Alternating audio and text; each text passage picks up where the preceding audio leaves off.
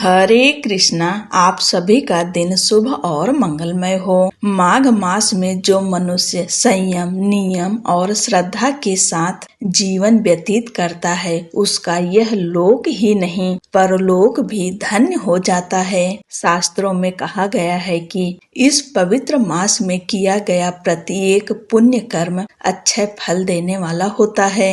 आइए आप सभी का आज की कथा में स्वागत है। आज आप सब तीसरे अध्याय का श्रवण करेंगे। भगवान लक्ष्मी नारायण का ध्यान करते हुए आप सब इस कथा को सुनिए। तब राजा दिलीप कहने लगे कि महाराज, यह पर्वत कितना ऊंचा और कितना लंबा चौड़ा है। तब वशिष्ठ जी कहने लगे कि 36 योजन, 1 योजन 4 कोस का होता है। ऊंचा ऊपर चोटी से 10 योजन चौड़ा और नीचे 16 योजन चौड़ा है, जो हरि, चंदन, आम, मदार, देवदार और अर्जुन के वृक्षों से सुशोभित है। दुर्भिक्ष से दुखी होकर इस पर्वत को फल और फूलों से परिपूर्ण देखकर भृगु वहीं रहने लगे और यहाँ पर कंदराओं, वनों और उपवनों में बहुत दिनों तक तप करते रहे। इस प्रकार जब भृगु ऋषि वहाँ पर अपने आश्रम पर रह रहे थे तो एक विद्याधर अपनी पत्नी सहित उतरा। वे अत्यंत दुखी थे। उन्होंने भृगु ऋषि को प्रणाम किया और ऋषि ने बड़े मीठे स्वर में उनसे कहा कि हे विद्याधर, तुम बड़े दुखी दिखाई देते हो, इसका क्या कारण है? तब विद्याधर कहने लगा कि महाराज, पुण्य के फल को पाकर, स्वर्ग पाकर तथा देव तुल्य शरीर पाकर भी मेरा मुख व्याघ्र जैसा है। मेरे दुख और अशांति का यही एक कारण है। न जाने किस पाप का फल है। मेरे चित्त की व्याकुलता का दूसरा कारण भी सुनिए। मेरी पत्नी अति रूपवती, मीठा वचन बोलने वाली, नाचने और गाने की कला में अति प्रवीण, शुद्ध चित्त वाली, 7 सुरों वाली, वीणा बजाने वाली, जिसने अपने कंठ से गाकर नारद जी को प्रसन्न किया, नाना स्वरों के नाद से वीणा बजाकर कुबेर को प्रसन्न किया, अनेक प्रकार के नाच ताल से शिव जी महाराज भी अति प्रसन्न और रोमांचित हुए। शील, उदारता, रूप तथा यौवन में स्वर्ग की कोई अप्सरा भी इस जैसी नहीं है।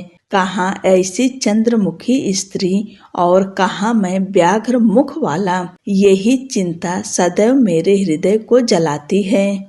विद्याधर के ऐसे वचन सुनकर तीनों लोकों की भूत, भविष्य और वर्तमान की बात जानने वाले तथा दिव्य दृष्टि वाले ऋषि कहने लगे कि हे विद्याधर, कर्म के विचित्र फलों को प्राप्त होकर ज्ञानी पुरुष भी मोह को प्राप्त हो जाते हैं। मक्खी के पैर जितना विष भी प्राण लेने वाला हो जाता है।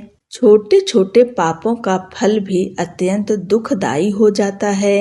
तुमने माघ मास की एकादशी का व्रत करके द्वादशी न आने तक शरीर में तेल लगाया, इसी पाप कर्म से व्याघ्र हुए।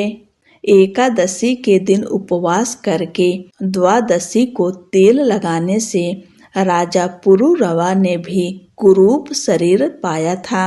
तब वह अपने कुरूप शरीर को देखकर दुखी होकर हिमालय पर्वत पर देव सरोवर के किनारे पर गया।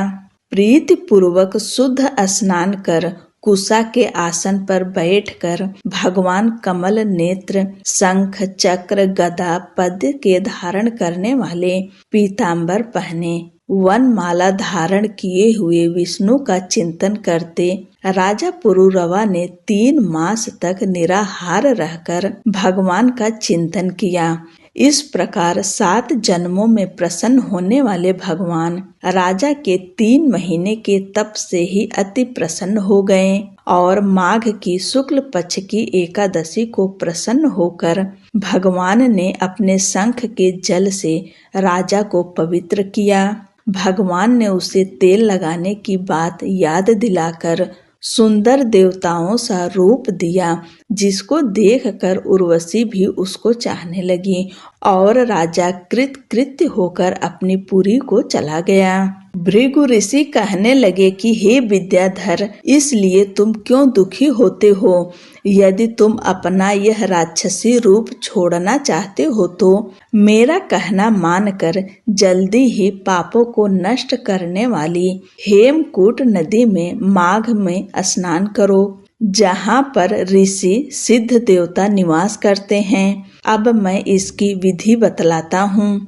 तुम्हारे भाग्य से माघ मास आज से 5वें ही दिन आने वाला है। पौष शुक्ल एकादशी से इस व्रत को आरंभ करो। भूमि पर सोना, जितेंद्रिय रहकर दिन में 3 समय स्नान करके महीना भर निराहार रहो। सब भोगों को त्याग कर तीनों समय भगवान विष्णु का पूजन करो। जब तुम द्वादशी को शिव जी स्तोत्र और मंत्रों से पूजन करोगे तो तुम्हारा मुख देखकर सभी चकित हो जाएंगे और तुम अपनी पत्नी के साथ सुखपूर्वक क्रीड़ा करोगे।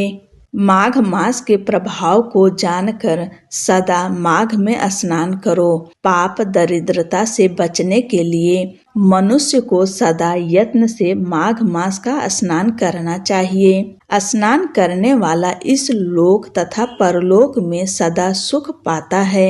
वशिष्ठ जी कहते हैं कि हे दिलीप, भृगु जी के यह वचन सुनकर वह विद्याधर अपनी स्त्री सहित उसी स्थान पर पर्वत के झरने में माघ का स्नान करता रहा और उसके प्रभाव से उसका मुख देव सदृश हो गया और वह मणिग्रीव पर्वत पर आनंद से रहने लगे। भृगु जी भी नियम की समाप्ति पर शिष्यों सहित ईवा नदी के तट पर आ गए। तीसरा अध्याय समाप्त हुआ और चौथा अध्याय आप सब अगले दिन सुनेंगे।